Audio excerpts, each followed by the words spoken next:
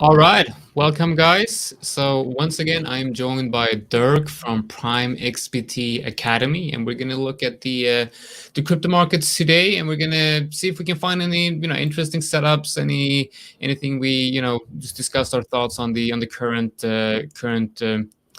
state of the markets. And I know that you have some interesting thoughts on the FOMC meeting yesterday, and maybe something you want to look at. Yeah, sure. So first of all, hey everybody, nice to be here again. Really always like our little chats here every 2 weeks. For me, always I really, even with 24 or 25 years of experience, I always take away quite a lot of new things and setups. So very valued. Yeah, let's maybe start here with the FOMC meeting. Maybe you can share my screen, Lib. Yeah, I'll share away. First, I just want to run the intro. Just a quick intro, and then we'll get right into the charts. Okay.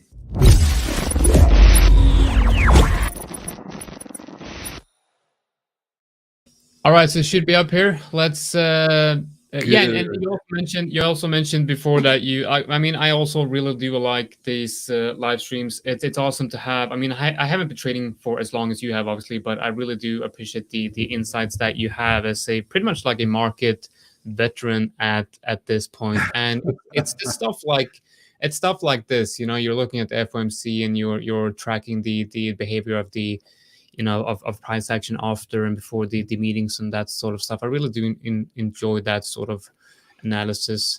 Yeah, it's always nice, from every trader you talk with, you get like a new angle, and this is it's a never-ending journey, really, trading of learning. Yeah, I mean it's a creative, it's a creative endeavor where you like it's in nature, it's personal, right? Technical analysis and the analysis, how you look at the markets, it's in its nature, it's quite personal and unique, Absolutely. Unless you're all trading the same system. But it's you very rarely see that, right? Because has so much to do with personality, right? I mean, you and I, we can pick up the same system, and we're going to be trading it differently. Absolutely, with different results. Yeah, that's never something that ceases to amaze me.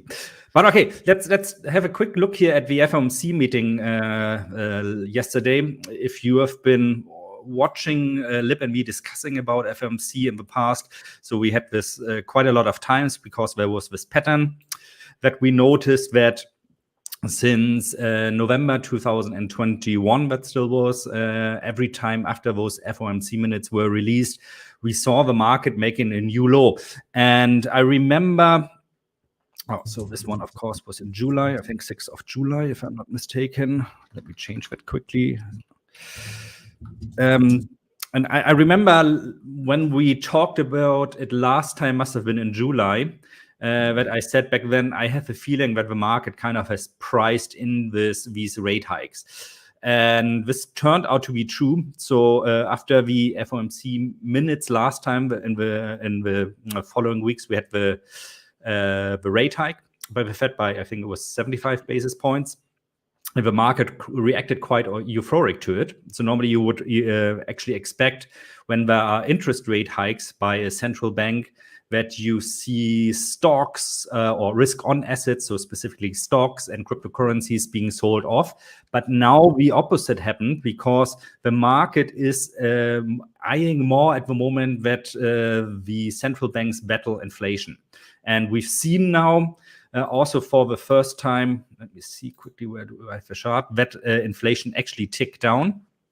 I think we spoke about this 2 weeks ago also, if I'm not mistaken, to I think it was 8.4%, if I'm not mistaken, or 8.1%. So it was below the expectation, lower than the last high, which usually is an indication, historically speaking, that the low of a stock market has been reached sooner or later. Doesn't mean it has to be immediately. So the question now really is, for me, are we going to see, like last time, like after the FOMC minutes in July, another uptick?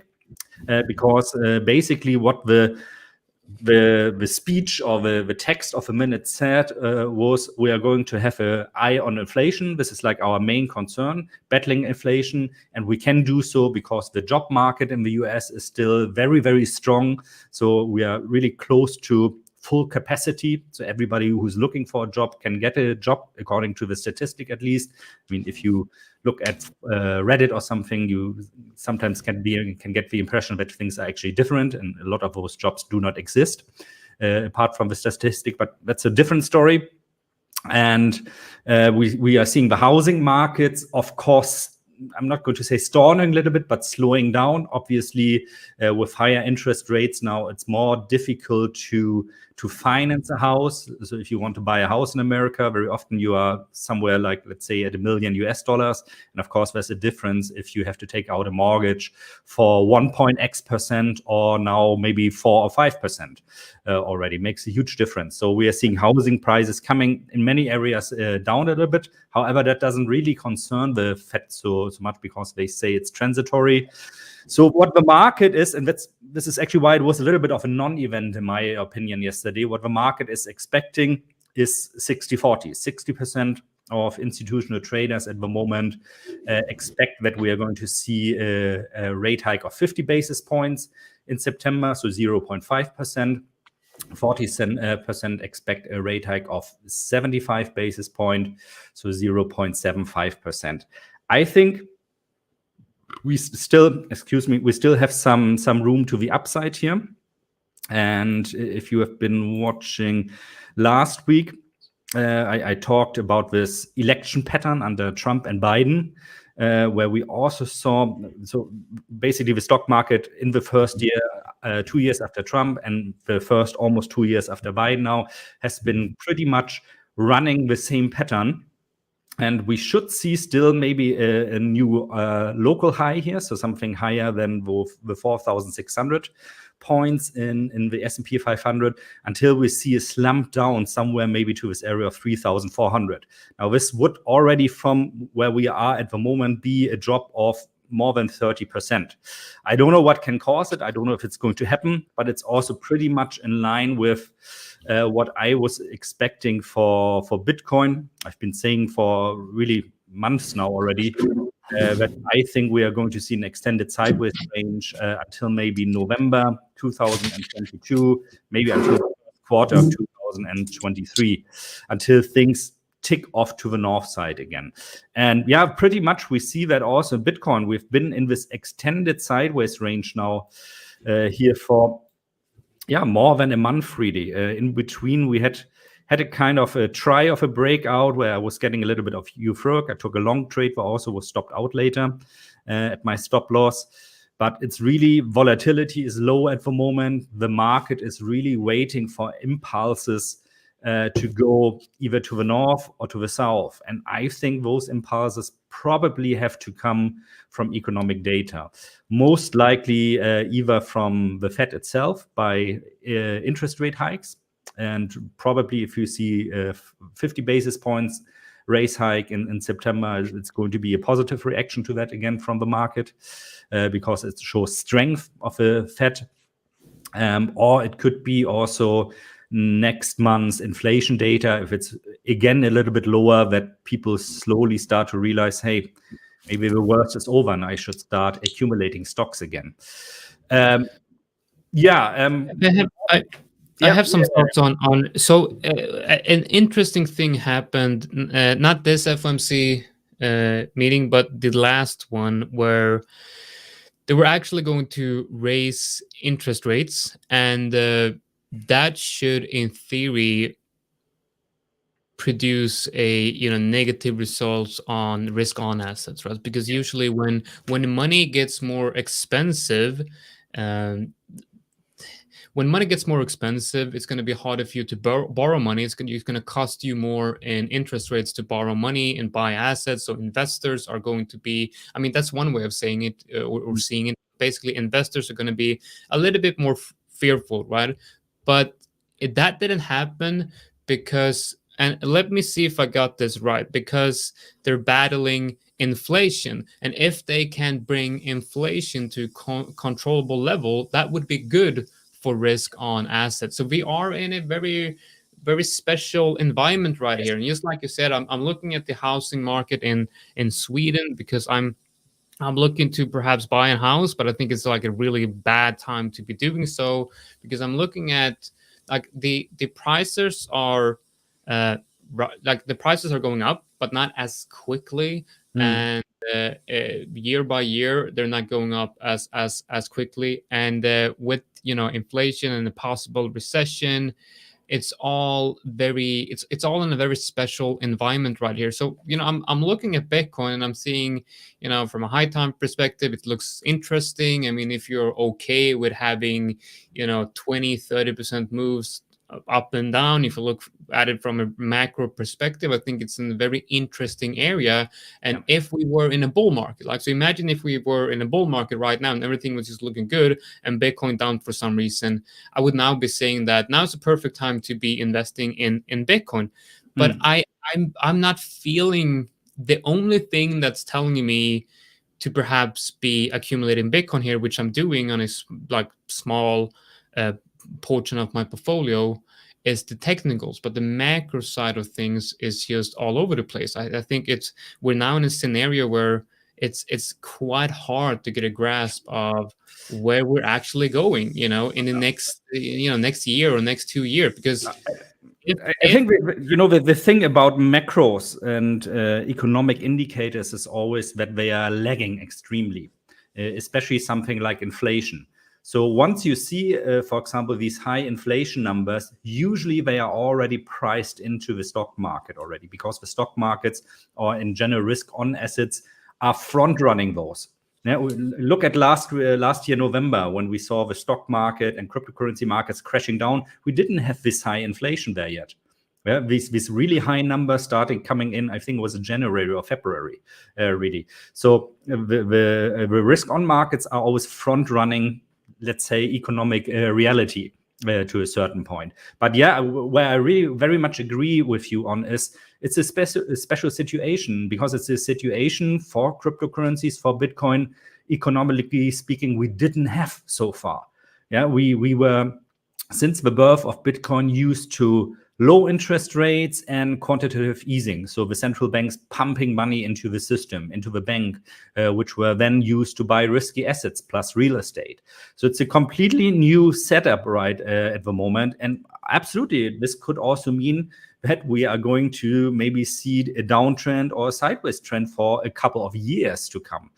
It is possible. However, at the moment, I like to stick with the hypothesis that history is going to repeat itself, and we are going to see those repeated cycles in Bitcoin again. And that would mean that probably somewhere between November 2022 and Q1 2023, we should have seen something like the bottom and an uptick again.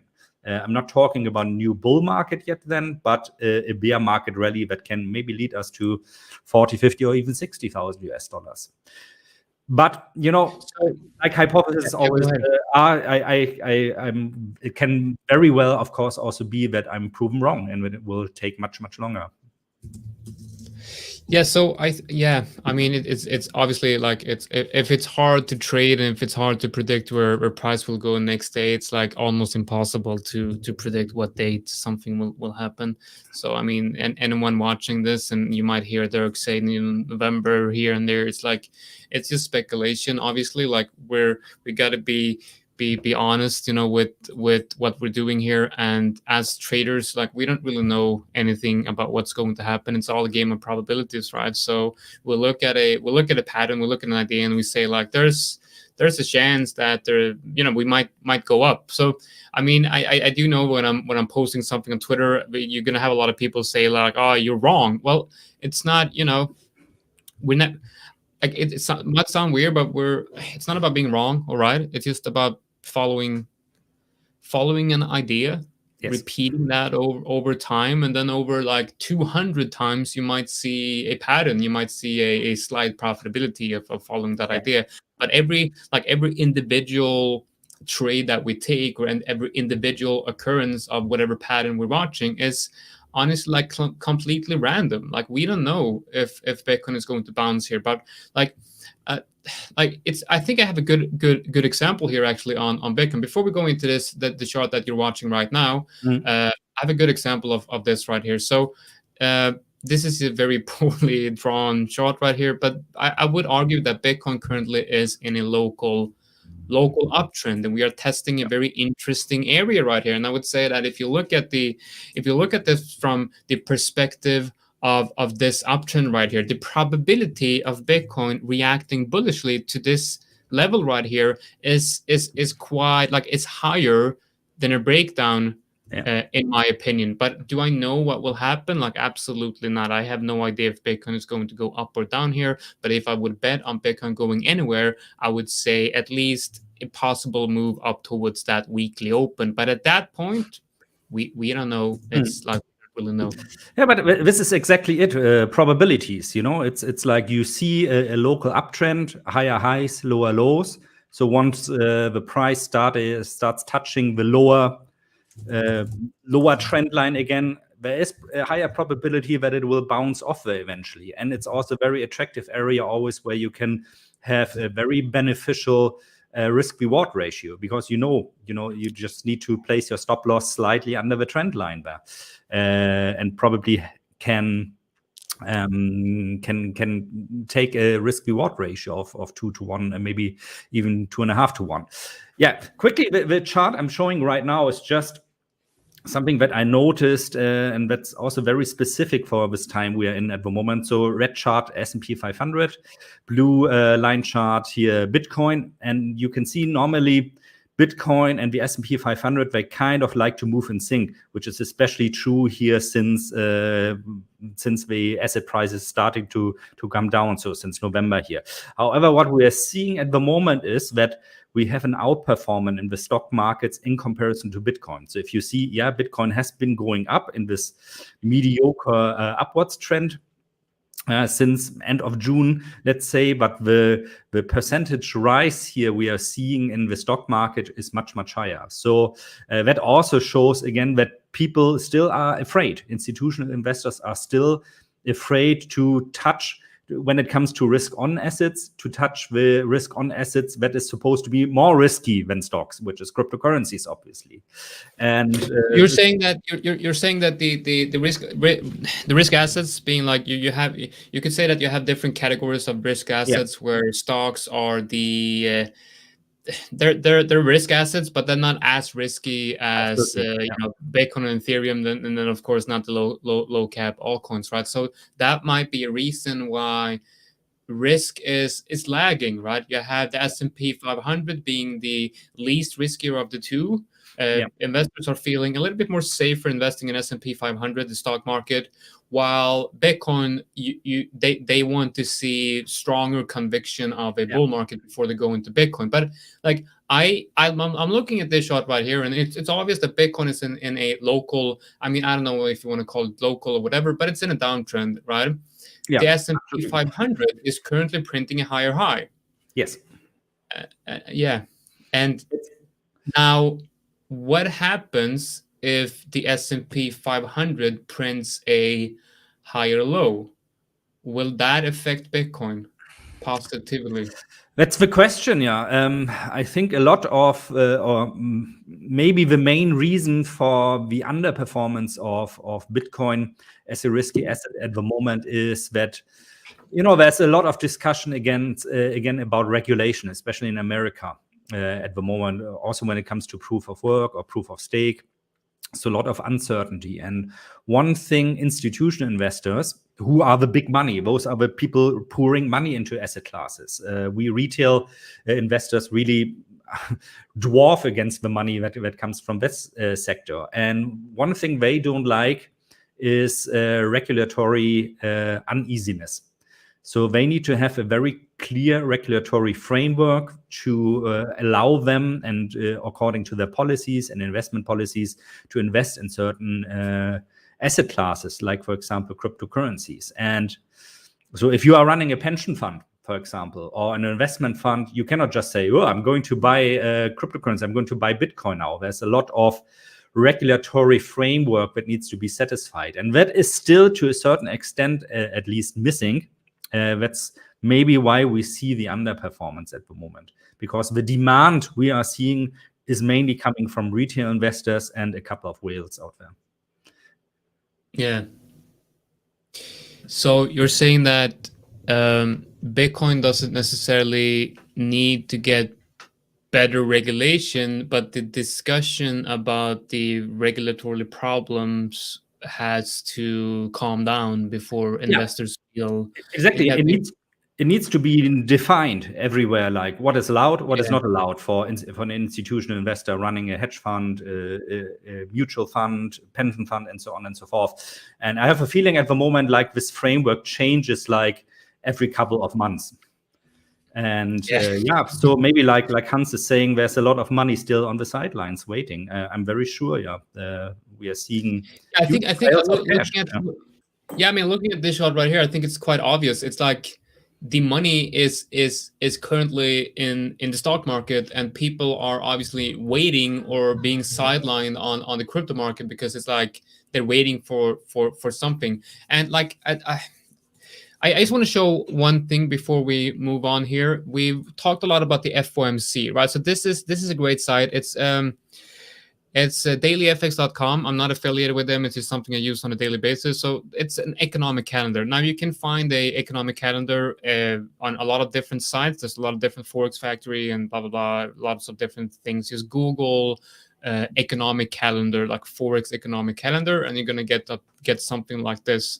And this is a great way of if you're not, you might be interested in fundamental analysis, but you're not really like fundamental analysis is advanced stuff. Like it's really not easy. Like technical analysis, drawing lines on a chart. If you think that's hard, wait till you try to understand central banks and stuff like that. It's quite advanced, And so I think this is a great way of getting an intro into what events might affect the market. So in 36 minutes at 11 my time, which is in about 30 minutes, you have the core inflation rate for the euro, which is basically the inflation data for euro. We'll see how much inflation there actually is in the euro area, and that will be a major news event. It will most likely affect all the pairs traded against euro, and if it's like very, very extreme, it might affect the whole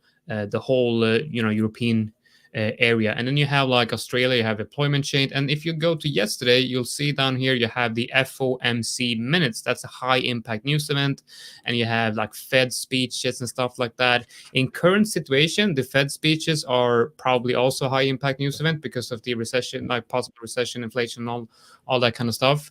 So I do believe it's good to keep an eye on this. Even if you're just a crypto trader, keep an eye on this and try to figure out what type of events are moving the markets. And because having a fundamental idea of how financial markets move, I believe is very important, right? Because otherwise you're of course, if you're trading in 100% technical system, you could argue that you don't need this, right? But imagine if you are taking a trade on Bitcoin, let's say Bitcoin or Euro USD, 1 minute before this event. Well, you're probably going to get stopped out, even if you're long or short, right? Because the volatility will just go up and down, and then it's going to choose a direction. So it's very boring, it's very boring. But I do recommend people go here, and then we understand what these news events are. Maybe go read some news, go to Bloomberg or whatever, read some news articles and headlines and see if you can connect the dots here. And that would be, in my opinion, a good intro into learning how these markets actually move. Yeah, I mean, you don't need to become an expert on fundamental analysis. I'm by all means not an expert myself as well. I think actually nobody is an expert on this because you always have for every country all those GDP forecasts by so-called experts, and they are always wrong. I don't even think the Fed knows what they're doing.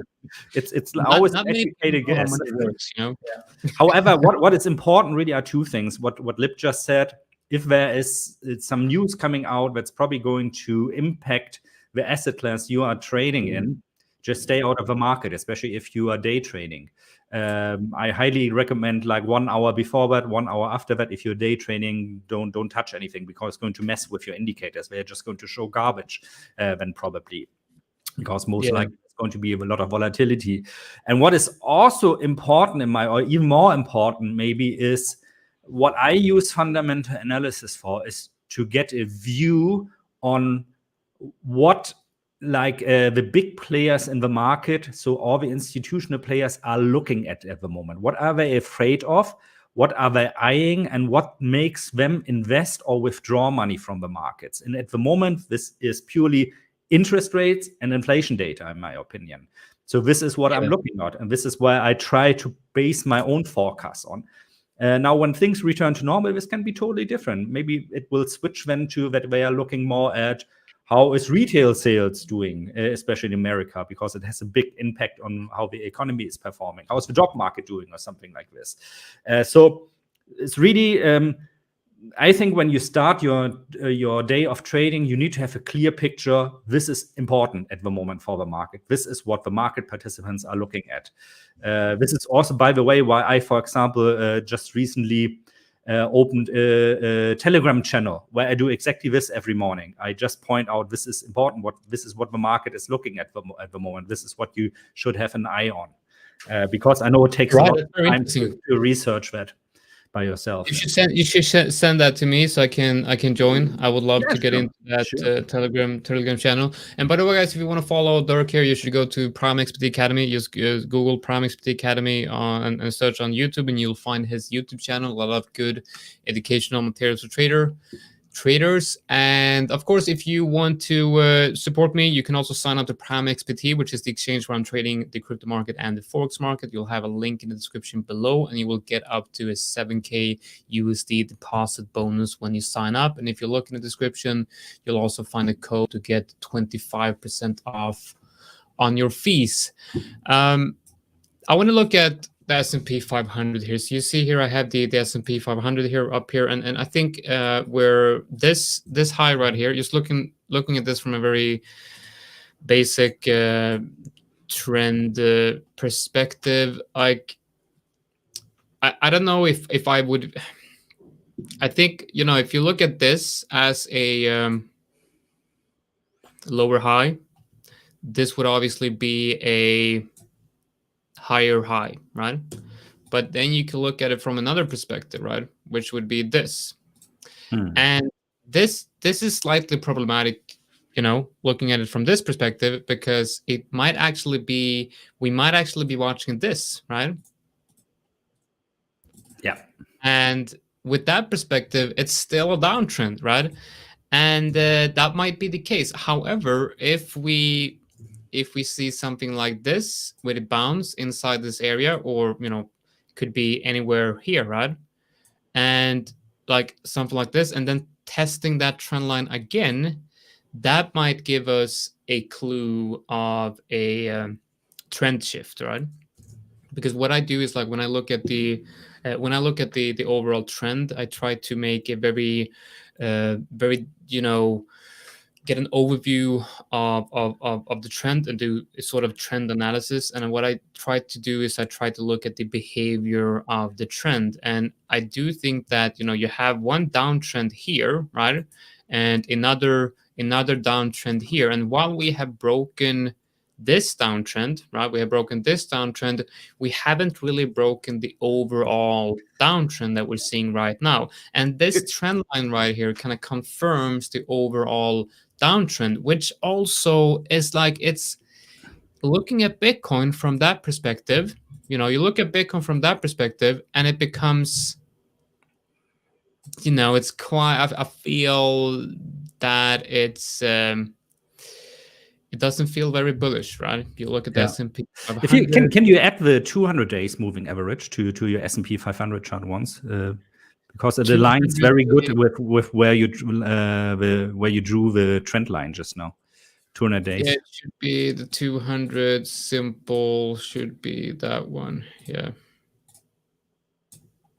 Yeah, see, look at that. Exactly. It bounced off that just 2 days ago, and it aligns perfectly with the trend. And so this is really a zone quite hard to overcome, in my opinion. If we overcome it, then it would be, of course, an extremely bullish sign, in my opinion. But yeah, what's going to cause that? Note here, One thing to note here is this rejection right here does not have to be bearish. It's just if the chances that you get rejected when you have like a long, like this top right here is from the beginning of the year, right? So it's trend line has like it's been in play for a very long time, and you then have the 200 simple moving average, and it's almost like the probability of seeing a rejection here is very, very high. Like it's very, very high. So it doesn't have to be bearish, right? It's just a technical level acting as resistance, just like it should be doing, right? So I think it's definitely very normal to see a rejection here. So what we're seeing right now might not have to be bearish. I think it all comes down to what happens down here, right? Because if we would test the trend line again in next week or so, we would be seeing a we would be seeing a pattern where that the touches of the trend line and the touches of the moving averages becomes smaller and smaller, and going to get more touches and the level gets weaker, right? But if we just see something like this straight down, that's going to be very bearish, in my opinion. It's going to be very bad. But as soon as we kind of see something like this and break out, we have a whole nother structure. And seeing that bounce down here and that potential break above the moving averages and potentially also the trend line here, that would be massive. I also think that we're testing the 0.618, so we might have a quite good confluence with the fib levels here as well. Yeah, so you see we're testing the what I'd like to call the reload zone. And so the short reload zone, when you have this type of confluence, it's just you're almost always going to have a pretty strong rejection, right? So I'm not seeing this as very bearish still. I think there's a high probability that we do bounce in. I wouldn't say high probability. What I would say is if we bounce here and continue higher, there's a fairly high probability that we're going to break out. Yeah. And if we do that, I would argue that we might actually be in a bullish trend.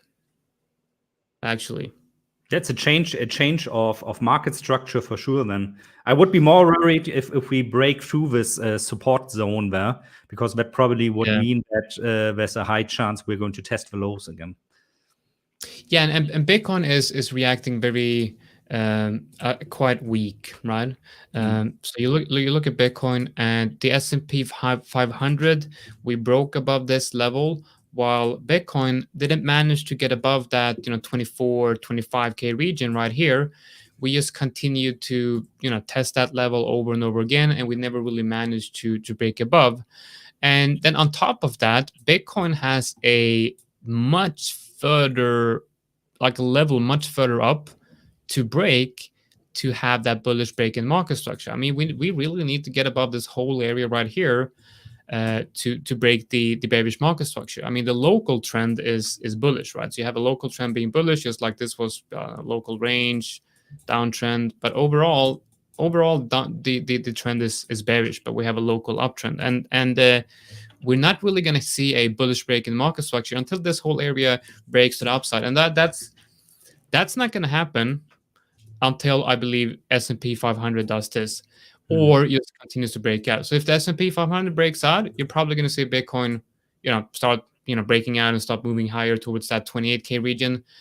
But imagine if the S&P 500 just breaks straight down, the relative, and I would say relative weakness from Bitcoin, it's not going to do it any favor, right? It's going to break this whole downtrend. And if it breaks this whole downtrend, it's not going to look good for Bitcoin. We're going to be below the moving averages. We're going to break the trend. I mean, we might even hit these lows right here. And at that point, we're really in the danger area of seeing those very low prices that we know people are talking about, 15k, maybe even 12k, stuff like that. So yeah, it's a very important area for Bitcoin to kind of like a safe area to get above would be that 24-25K region right here. If we could manage to get above that region before potentially the S&P 500 goes lower, we're going to have like a cushion of support to kind of keep us from going much lower. But looking at price action of Bitcoin now, I don't see a lot of strength right now, unless we do see a move up towards that weekly open. So what I'm watching right now, and what my plan for the crypto market right now is for Bitcoin to show some sign of strength here on the low to medium time frame. And I wouldn't be trading that on Bitcoin. If I would be trading this on Bitcoin, I would be like, the setup would be this, right? So I would be looking for a break and retest of that, the daily moving averages with that 618. But it's not the most beautiful setup, because it's, you look at the 4 hour and there's just too much here, right? There's just too much here. It just feels like we're in some type of ranging market here within a bigger uptrend. But if Bitcoin does print this, we might have a couple of altcoins that are showing much better price action. So what I'm watching is, it does look like Sol is breaking this. I had an idea here that if you bought Sol whenever it touched the reload zone, you would have a 100% hit rate. Obviously that failed when I saw that idea. It's like whenever you see a range, it's gonna break. So you see a perfect trend line, you see a perfect trend, you're like, look at this 100% win rate, and boom, you see it, you post it, and it's gone, right? So so the idea on Sol is gone. We have XMR looking pretty strong, but one coin I'm watching is Link. I think this looks really, really good. I mean, I think Link is so strong right now, and there's just not a lot of empty room. There's a lot of emptiness here, right? And you look at the daily, and the daily is just very strong, and there's a clear resistance up here. So imagine, I mean, we all know that if a Bitcoin moves up, all coins will move up. It's just they move together, especially in current market conditions. I mean, it's not like in 2018 when you saw Bitcoin ranging and altcoins just flying all over the place. Now it's like they're just following each other, and they've been doing so for months, right? But I'm watching Link here, and I do think like Link is now testing the 0.618. I do think it's looking really good. Let's see where the moving averages are on the daily. Yeah, so you have, well, it's not really that great, but I do think that on the daily it does look pretty interesting. So what I would want to see here for Link, and in this case I would probably have to ignore the 4 hour moving averages. I would just go with this as a regular like break and retest trade. But I do think that Link is in a very good area for a bounce, and we might even see it reach that 9.5 area. Hans is saying 12. I think that's well, I would love to see Link go to 12. Let's see where we actually do have 12. 12 is here. And yeah, I mean, and Link is most likely going to go to 12 if Bitcoin goes to 28K. So Bitcoin has to go here for Link to start its journey here. So it's Link, and another one I'm very interested in is BAT, right? So basic attention token. Let's look at that. So we have a strong level for BAT right here, a high time frame level. And if Bitcoin can manage to bounce in the current area, I've been watching this for weeks, right? And I'm basically looking at this, right? From this level below to the 0.6 level above. And I would want to see like a rounded bottom here on the daily. And because it now seems like we have tested that resistance, we have gone above that resistance. We have several failed breakouts, and we now actually have that rounded retest. So it does look like if we can just see BAT perhaps reclaim the weekly open, just have some type of rounded bottom here. I do think that the probability of seeing BAT reach that $0.6 area is high if Bitcoin can break above that weekly open. So for me, when I'm trading altcoins, it's all about watching Bitcoin and then trying to see what's the probability of Bitcoin going up or down, right? If the chances of going up is slightly higher, I'm looking for longs on altcoins, because most of the time, if Bitcoin moves 10%, altcoins might move like 50, 60%, and the altcoin charts are a lot of times much cleaner, like less resistance and like much more empty space between that buy area and take profit. So I know we have a slightly different way of trading altcoins, and I do believe that you're more interested in trading like Bitcoin and Ethereum and perhaps like the larger ones, right? I rarely touch like or do like individual technical analysis on an altcoin. What I like to do sometimes is, can you share my screen again real quickly? Yeah. That I like to look at something like this. The altcoin season index, we talked about this before as well. At the moment, we have a clear, if we look at the last 90 days, we have an outperformance of 41 out of the top 50 altcoins in comparison to Bitcoin. So that's an indication that we have an altcoin season, exactly like Lip just said. We're not looking that bad in Bitcoin, but we saw altcoins going much higher. And you can also see a bit of euphoria again if you go through tweets from all those traders out there that specialize actually in altcoins. However, I normally use this metric to become a little bit anti-cyclical, meaning like once we enter this region of altcoin season, I prefer on buying Bitcoin. When we are in a Bitcoin season, I prefer to add baskets of altcoins. So I'll usually put together manually a basket, maybe of the top 20 altcoins, with the exception, obviously, of stable coins, that is, and just add them to my portfolio because, I sadly also don't have the time to go into each altcoin individually to analyze, hey, is that the better one in comparison to number 12, according to CoinMarketCap? But yeah, like you just said, this is a totally different way actually of doing the same thing by the end of the day. And mine may be a more sentiment approach. Of course, Lip has the benefit that he really goes into the single altcoins to pick out which one might be the one that has the strongest outperformance in comparison to Bitcoin. I think you mentioned something interesting here. So it goes back to what we were saying in the beginning of the live stream. Having different personalities and different trading style. Like we can trade the same style, but have trade it differently, depending on our approach. And you said something important here, and that was you don't have the time to go into individual altcoins. And having a chart like that, the altcoin season index, is a great way to adopting to your current live situation and personal trading style. So I know that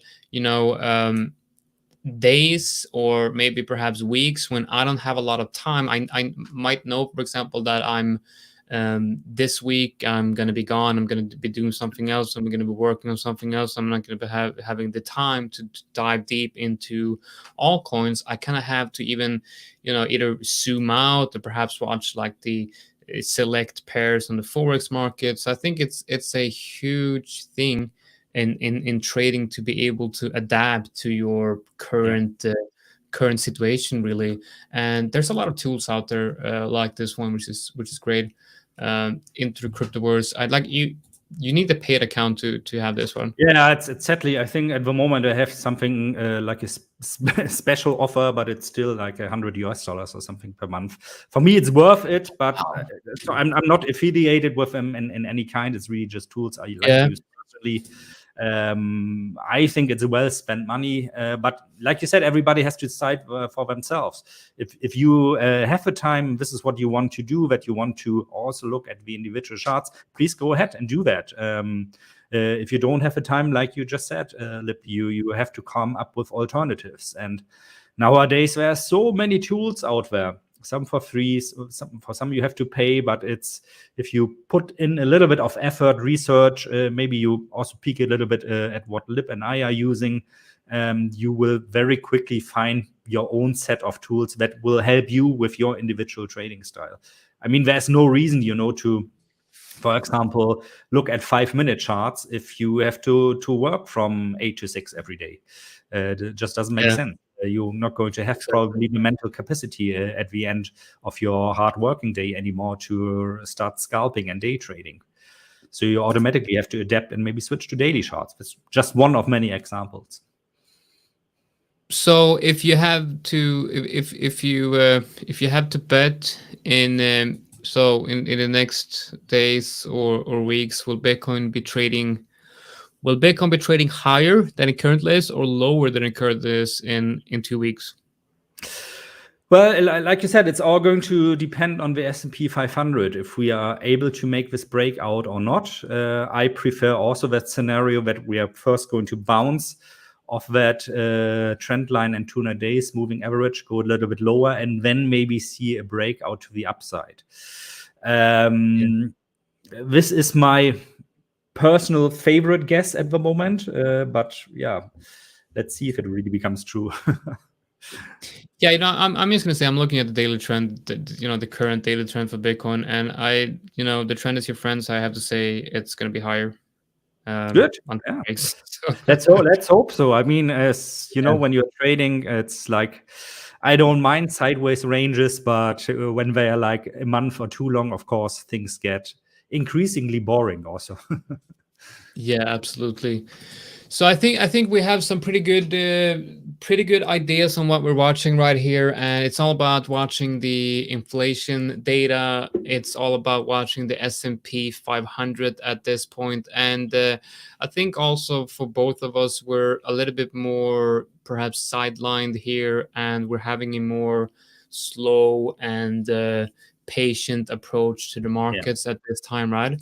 So we're not jumping into the we're not jumping in, going all into the altcoin market or crypto market at this point. It's better to kind of, for me, it's better to trade short term, get in and out in a day or two, while keeping the long term position and spot holdings, especially on altcoins, maybe on hold until we have like bigger confirmation or higher confirmation that we're actually perhaps going to start that next cycle of Bitcoin, which I'm very interested in the ideas of seeing us, because like the current trend on Bitcoin is like I said, in my opinion, bullish, but we're also seeing a very clear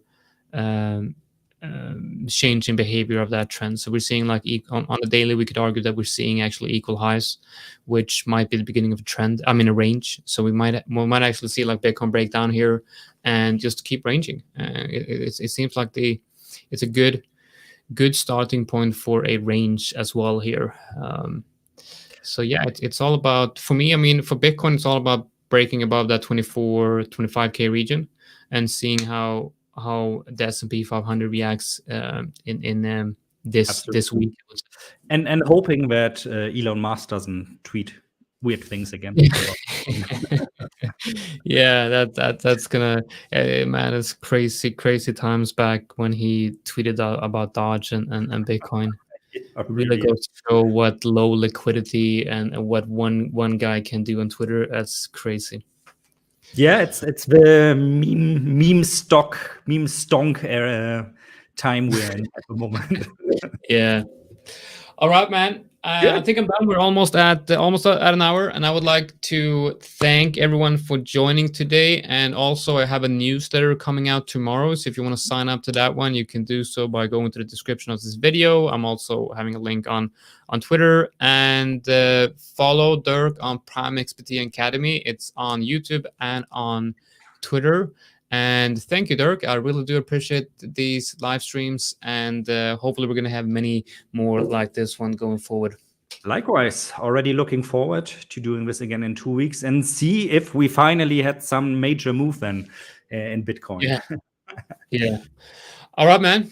Thanks for joining, and I'll see you next time. All right. Take care. Take care, everybody. Bye-bye.